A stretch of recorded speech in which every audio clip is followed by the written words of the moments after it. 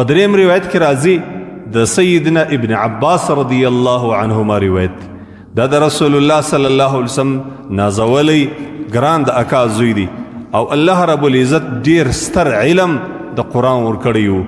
الله رب العزت دې دغه اهل بیت په برکت باندې پر موږ او تاسې باندې رحم وکړي. الله دې موږ هم د دین خادمان کړي. نبی کریم صلی الله علیه وسلم وایي وفرمایله التمسوها في العشر الأواخر من رمضان ليلة القدر في 9 تبقى في 7 تبقى في 5 تبقى. رواه البخاري.